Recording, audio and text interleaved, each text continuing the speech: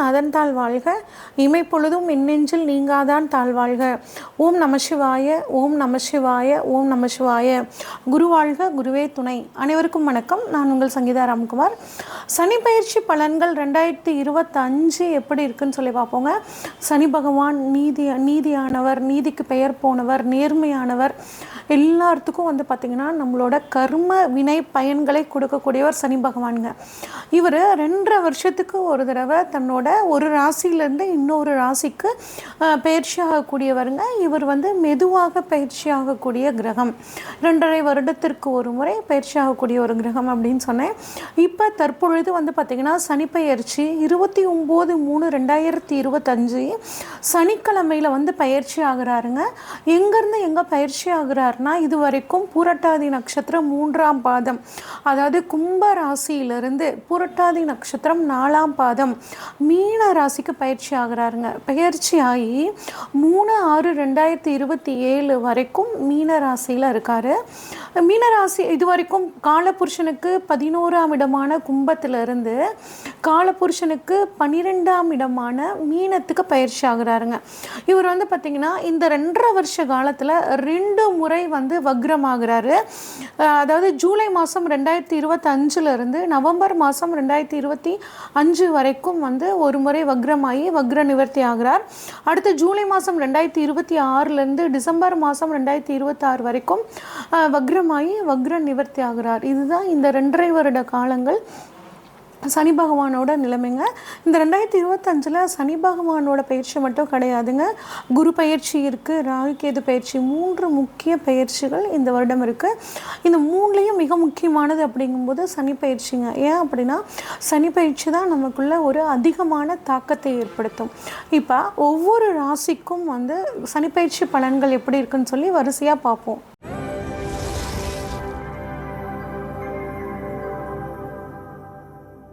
சிம்மராசிக்காரங்களுக்கான சனிப்பயிற்சி பலன்கள் எப்படி இருக்குன்னு சொல்லி பார்ப்போங்க. சிம்மராசியை பொறுத்த வரைக்கும் சிம்மராசிக்காரங்க அதிபதி சூரியனால் இவங்ககிட்ட தலைமை பண்பு டிஃபால்ட்டாகவே இருக்குங்க. நல்ல தைரியம், தன்னம்பிக்கை அதிகமாக இருக்கும். நிறைய விஷயம் தெரிஞ்சவங்களாக இருப்பாங்க. இருந்தாலும் இவங்ககிட்ட ஒரு பிடிவாதம் அப்படிங்கிறது ஒன்று இருக்குங்க.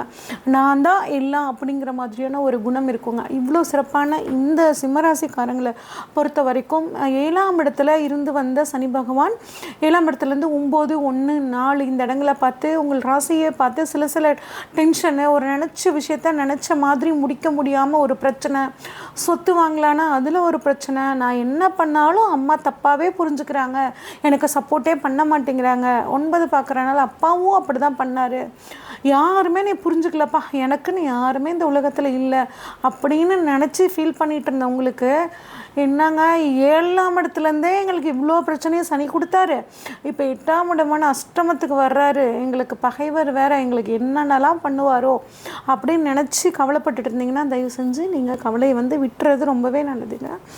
ஏன் அப்படின்னா சிம்ம ராசிக்கு பாவாதிபதி அப்படின்னு பார்த்தோம்னா சனி பகவான் வந்துடுறாருங்க. அப்போ கெட்டவன் கெட்ட இடமான 8ஆம் இடத்துல போயிடுறாரு. அப்போ கெட்டவன் கெட்டிடில் கிட்டிடும் ராஜயோகம் அப்படிங்கிற அமைப்பு கம்பல்சரி சனி பகவானால் உங்களுக்கு நன்மை தான் நடக்க போகுதுங்க. அதனால் நம்ம ஒன்றும் இல்லை, நம்ம பாட்டுக்கெல்லாம் ஜாலியாக இருக்கலாம் அப்படின்லாம் நினச்சிட்டு இருக்கக்கூடாதுங்க. எப்பயும் போல் அதிகமான கடின உழைப்பை கொடுங்க. உழைப்புக்கு தகுந்த பலனை சனி பகவான் கொடுப்பார். நீங்கள் உழைப்பை நோக்கி ஒரு 4 ஸ்டெப் எடுத்து வச்சிங்கன்னா சனி பகவான் உங்களுக்கு வருமானத்தை 2 மடங்கு கொடுப்பார். அந்த அளவுக்கு உங்களுக்கு சனி பகவான் கம்பல்சரி இந்த சமயத்தில் சப்போர்ட் பண்ண போகிறாருங்க.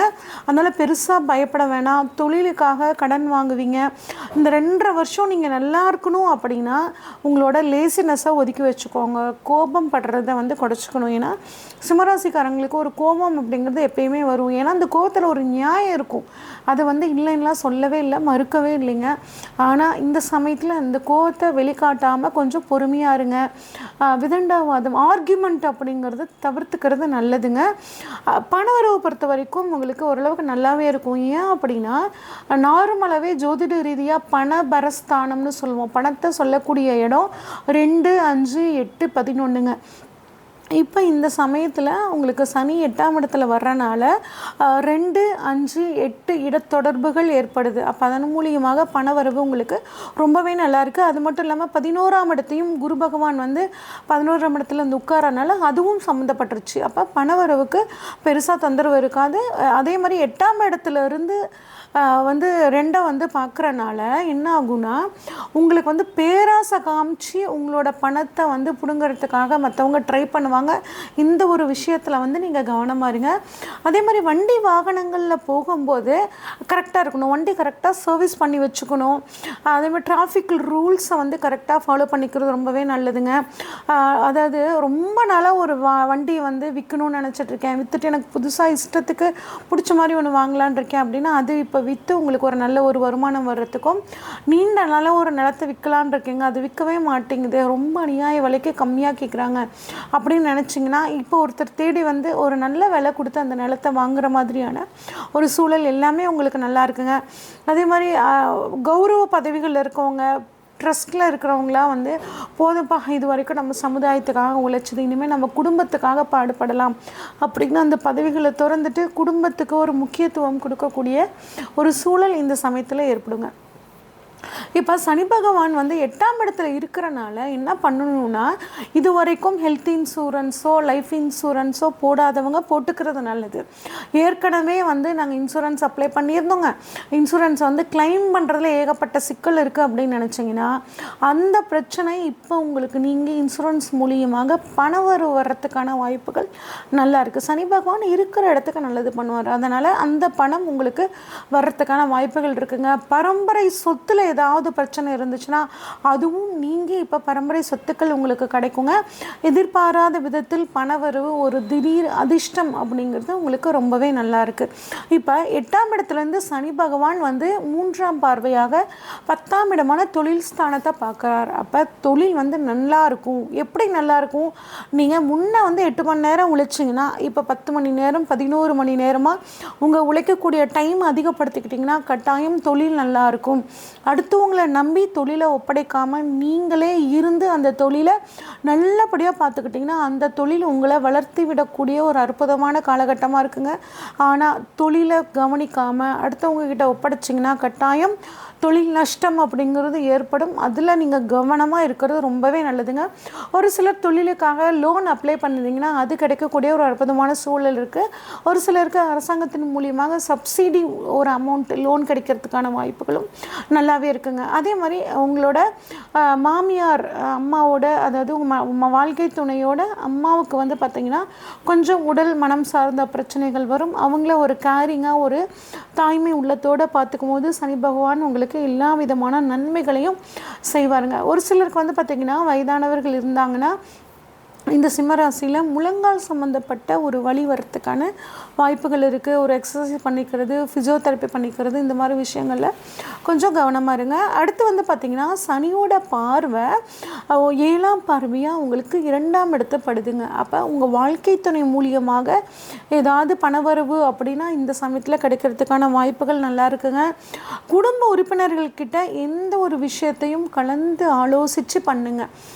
எந்த ஒரு விஷயம்னாலும் உங்கள் வாழ்க்கை துணைக்கிட்டே ஆகட்டும், அப்பா அம்மா இருந்தாங்கன்னா அப்பா அம்மா கிட்ட, இல்லை வளர்ந்த குழந்தைகள் இருந்தாங்கன்னா அவங்கக்கிட்டையும் வந்து ஷேர் பண்ணி ஒரு விஷயத்த செய்யுங்க. குடும்பத்துக்கு இந்த சமயத்தில் கொஞ்சம் இம்பார்ட்டண்ட் கொடுக்கறது நல்லதுங்க. உங்களுக்கு வந்து எப்பயுமே குடும்பத்தை வந்து கொஞ்சம் கண்ட்ரோலாக வச்சுக்கணும்னு நினைப்பீங்க. ஆனால் இந்த சமயத்தில் குடும்பத்தோட எல்லாத்தையும் கலந்து ஆலோசித்து குடும்பத்தோட வெளியூர் அந்த மாதிரிலாம் போயிட்டு வர்றது உங்களுக்கு ஒரு மன சந்தோஷத்தை வந்து கொடுக்குங்க. வருமானம் நல்லா தான் இருக்கும். ஆனால் பேசக்கூடிய வார்த்தைகளில் கவனமாக இருங்க.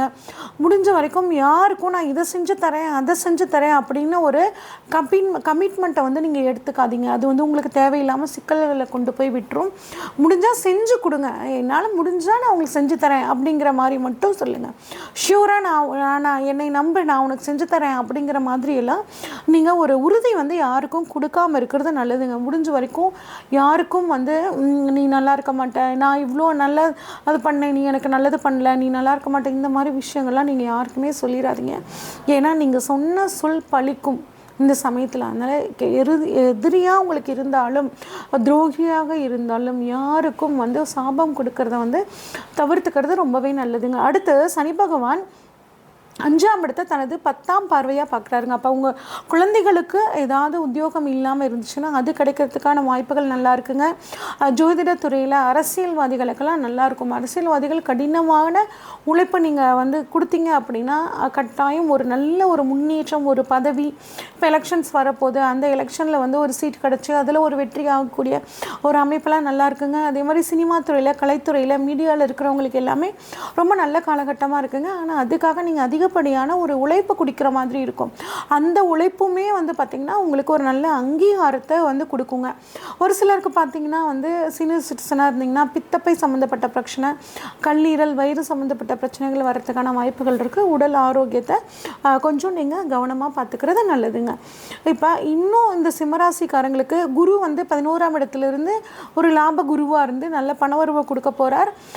அதே மாதிரி உங்களுக்கும் உங்களோட இளைய சகோதரருக்கும் இந்த மிஸ் அண்டர்ஸ்டாண்டிங் சரி பண்ணுறது, குழந்தை பாக்கியம் இல்லாதவர்களுக்கு குழந்தை பாக்கியத்தை கொடுக்கறது, திருமணம் ஆகாதவர்களுக்கு திருமணம் இப்படிங்கிற அமைப்பையும் குரு பகவான் கொடுக்குறாருங்க. இது ஒரு நல்ல அமைப்பு. அப்போ இந்த அஷ்டம சனி காலத்தை நீங்கள் இன்னும் நல்லபடியாக மாற்றிக்கணும் அப்படின்னா உங்களால் முடிஞ்ச உதவியை ஏழை எளியவர்களுக்கு, குறிப்பாக வயதாகி நடக்க இயலாதவர்களுக்கு உங்களால் முடிஞ்ச உதவிகளை பண்ணுங்கள். தினமும் அனுமன் சாலிசா கேளுங்க, முடிஞ்சால் விநாயகர் அகவலும் கேளுங்க. விநாயகர் வழிபாடும் அனுமன் வழிபாடும் உங்களுக்கு எல்லா விதமான நல்ல பாக்கியங்களையும் பெற்றுத்தரும் பலன்கள் தாங்க. உங்கள் ராசியில் சனி பகவான் எங்கே இருக்கார்? இப்போ உங்களோட ராசியில் இருக்க சனி பகவானுக்கு கோச்சார சனி பகவான் எங்கே இருக்கார்? சனி உங்கள் ஜாதகத்தில் ஆட்சியாக இருக்காரா, உச்சமாக இருக்காரா, நீசமாக இருக்காரா, உங்களுக்கு இப்போ சனி தசையோ இல்லை சனி புத்தியோ நடக்குதா? இந்த மாதிரி எல்லா விஷயங்களையும் பார்த்து தாங்க உங்களுக்கு இப்போ என்ன நடக்க போகுது அப்படின்னு நம்ம ப்ரெடிக்ட் பண்ண முடியும். இப்போ உங்களுக்கு ஏதாவது ஒரு முக்கிய தேவைகள் இருந்துச்சுன்னா, திருமணம், பிஸ்னஸ் இல்லை சொத்துக்கள் ஏதாவது வாங்கணும் அப்படின்னா, இதை பற்றி தெரிஞ்சுக்கணுன்னா ஸ்க்ரீனில் தெரிகிற வாட்ஸ்அப் நம்பருக்கு உங்கள் ஜாதகத்தை அனுப்பிச்சி வைங்க. உங்கள் ஜாதகத்தை டீட்டெயில்டாக அனலைஸ் பண்ணிவிட்டு உங்களுக்கான ப்ரெடிக்ஷன்ஸை சொல்கிறேங்க. நன்றி, வணக்கம்.